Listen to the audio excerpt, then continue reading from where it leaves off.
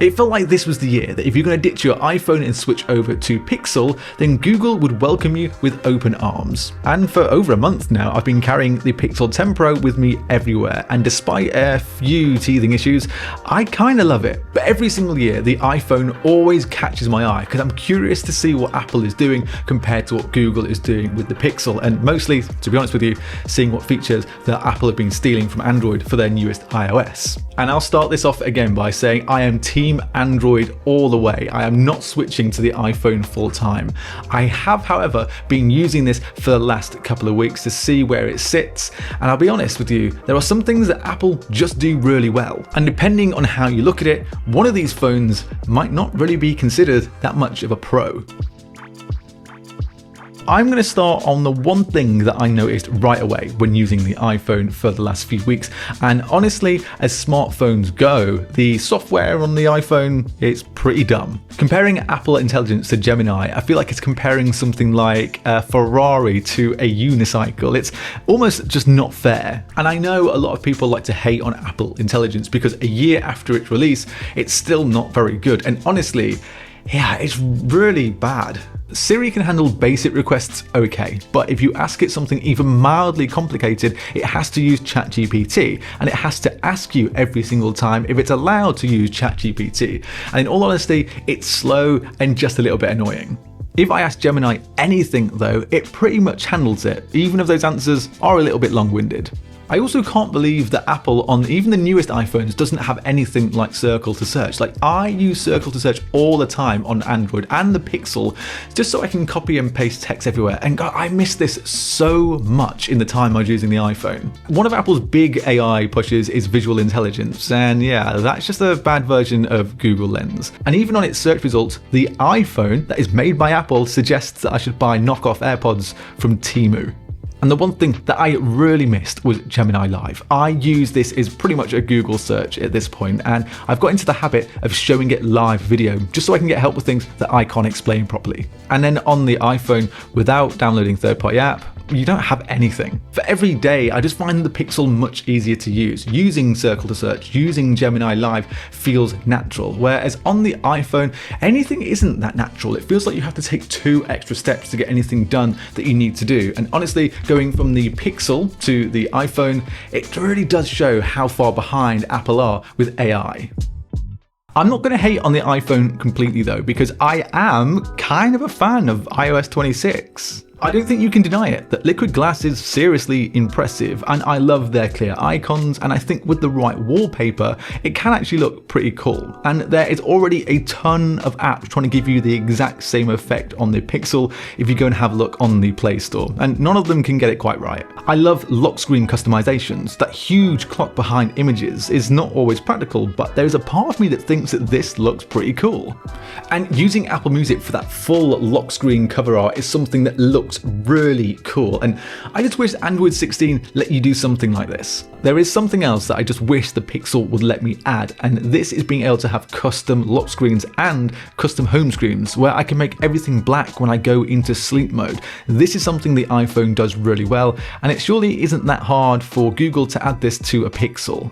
But I feel like comparing iOS 26 to Android 16 with Material 3 Expressive, they are both completely different, and I would say that iOS 26, as fun as it is to look at, it's not that practical to use. There are a ton of bugs on this, and also that control center, it is just not readable. And if you compare that to Android 16 on the Pixel, the control center on Android 16 just looks a lot cleaner, and to be honest, you can read this one, and you can't really read it on iOS 26. And then you look at a few software features that have genuinely come in handy using the Pixel. Magic Queue has actually been really useful when I've been on calls, but annoyingly, this hasn't seemed to really work in any other app yet. And I will never miss a chance to talk about something like Now Playing. It's so useful.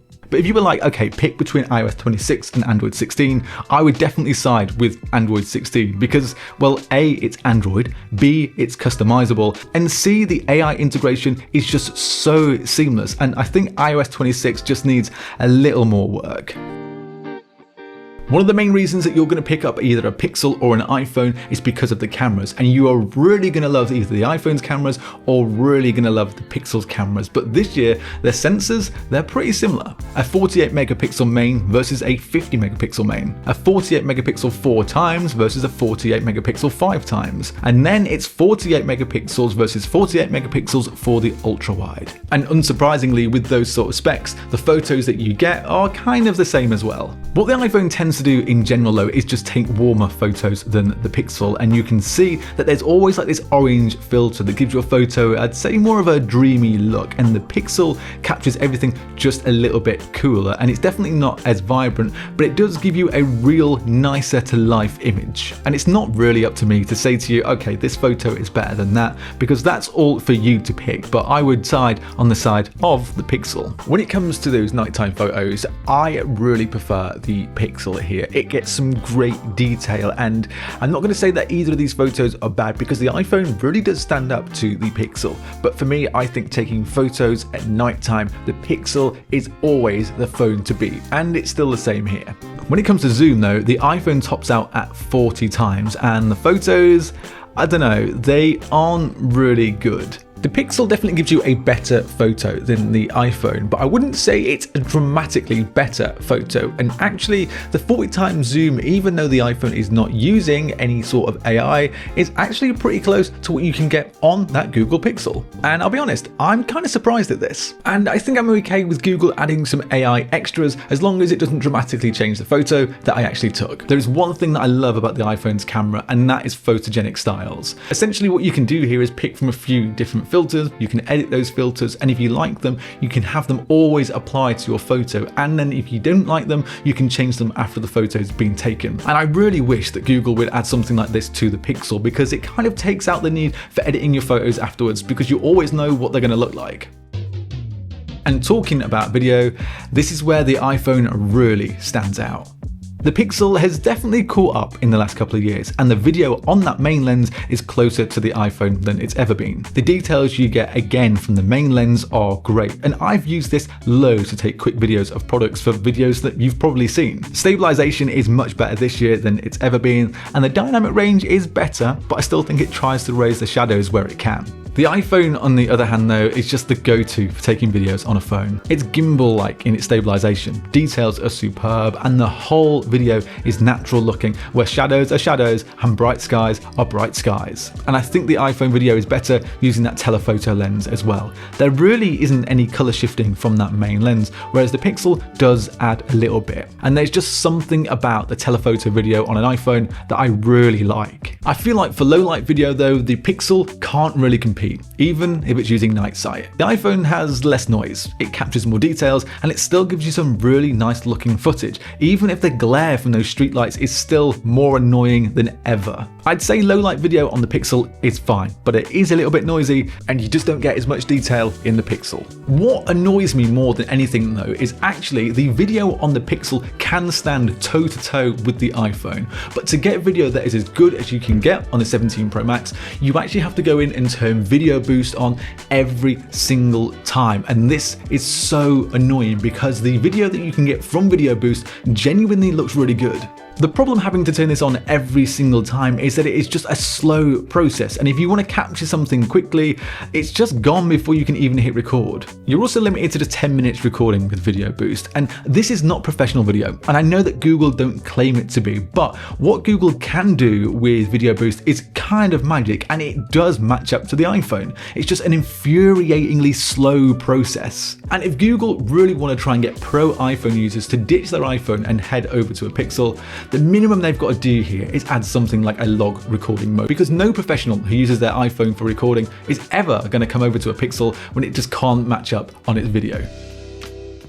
Let me just quickly talk about the design of these phones, and they're both differently similar, if that makes any sense. They both have these long camera bars on the back, where the Pixel's camera bar is like 98% used for the camera, the flash, and the thermometer, which I bet you all forgot about. The iPhone, on the other hand, has a camera plateau, which is so pretentious, and it's like 50% to house the components and 50% empty space, which I just don't actually think looks that good. Side rails on both phones are aluminium, but the Pixel's definitely scratches more because of its glossy finish, and so far the iPhone has been holding up pretty well. And if you look a little bit further, the rest of the phone is still kind of the same.